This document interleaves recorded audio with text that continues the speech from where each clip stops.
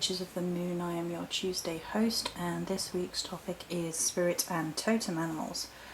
We are sat looking at my totem animal shrine or altar. It's more of a shrine, and my animal, totem animal, as you can probably tell, is the fox, or the energies of the kitsune, which is the Japanese fox spirit in particular.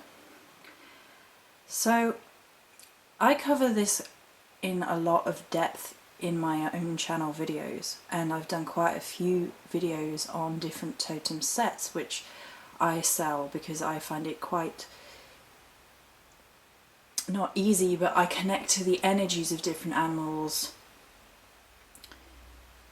I guess, with ease, and create associations to help people tap into their own totem animals. So briefly, the difference between spirit animal and totem animal. The spirit animal or spirit guide is often an animal that comes to us within meditative form or dream form as a teacher. It's often considered to be a shamanistic form of a person because people connect easier to animal energy, as I suggested last week. And my earliest experiences were with wolves, which were teachers, and a lot of people connect to wolf energy quite easily, quite rapidly, and they quite often come to beginners in the first stages of their path, and it's a highly personal thing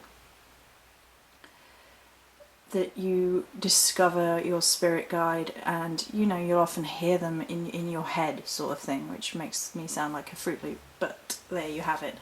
And they guide you through images or through words or through messages. The animal totem is your personal animal, the sort of animal which your spirit resides. Now, whereas spirit guides can change quite a lot over time as you develop new needs and learning aims and you progress along your path, I'm reasonably certain that the animal totem is not going to change because it is the essence of who you are in animal form. In theory, that could change with major trauma. You could evolve into a different animal, but I find the idea unlikely. I think it would take incredible trauma to change who you really are and at essence who you are. So, like I said, mine is the fox. And part of me was kind of hesitant about discovering my totem animal because of all the negative associations that are often given to foxes. I'd always loved foxes growing up. When I was very young, when we lived in a really nice house, there were often foxes in the garden. And I've seen foxes at key points along my life frequently. I was walking through woods with a woman, and we were searching, and we didn't really know what we were searching for, like some sort of sign from the goddess. And a fox walked right in front of us, looked at us, and walked off.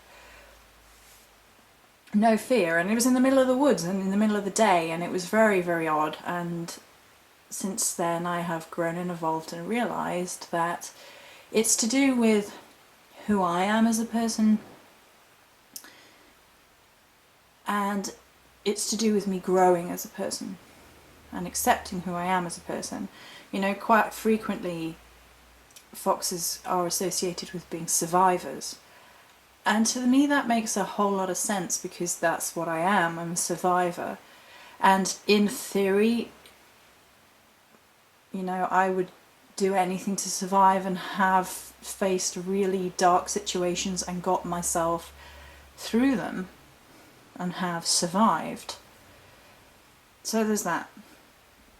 And this The embracing the fox energy is relatively new to me and is an interesting twist with my Morrigan path, because once I fully embraced the fox side of it, another guide showed up, Japanese guide tied with the Kitsune energy, and it has to be done in balance with the Morrigan's permission, because it is basically quite alien from her energy, and she sort of allowed it begrudgingly. Like, you need it, so I'll allow it, but it's not even in the same sort of cultural sphere. So it was a very odd experience, but you know, with her permission, we move forward with that. And a lot of it is personal healing, discovering your totem animal.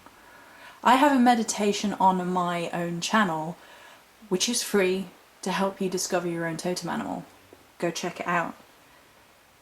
And if you know, your totem animal will be something which resonates with you so strongly that if you think you know what your animal is, you probably know what it is. Although some people may be surprised. I don't know. It's just considering you in every part of yourself. Who am I? And then what animal comes from that. As you can see, a lot of my creativity around the Fox Kitsune energy around here is lovely, because I think it all resonates perfectly. I have my Kitsune altar, which I created myself. You know, my candle down there I created myself. The oil, the spell bottle, the herbal blended around the corner, and there are carnelians for working with just this energy, just this shrine. And I kind of think it's important to have your own totem animal shrine, because whereas your other altars are about you and your relationship with divinity, this is about your relationship with yourself, evolving yourself. And it obviously has spiritual and divine connections within that, but it's sort of honouring yourself as a person, honouring your guides that come to you to help you work with yourself, to help you heal yourself. It's your own little shrine, and saying, you know what, I matter, here I am. It's obviously not as large as my working altar or my Morrigan altar, but it's a little space which is mine, and I think that's important.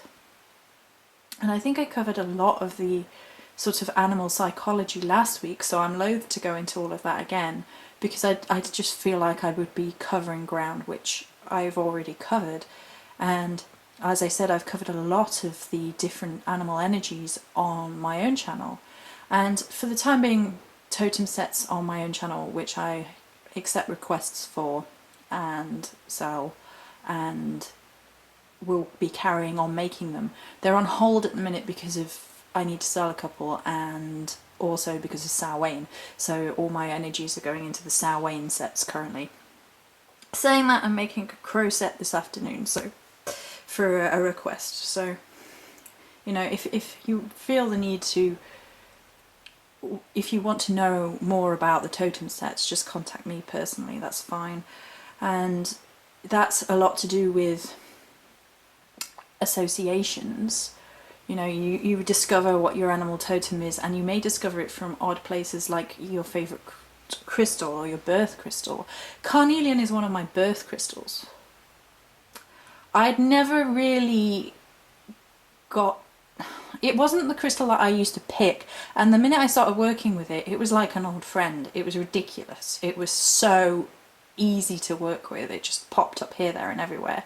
And once I saw this wand, I will hold the wand up. This is a carnelian wand. It looks a little bit like a foxtail, if you ask me. And I had to have it. I actually got it as part of my birthday present. There we go. So I think I've said as much as I can without going over ground. You know, I don't want to repeat everything I said last week or have said time and time again on my own channel.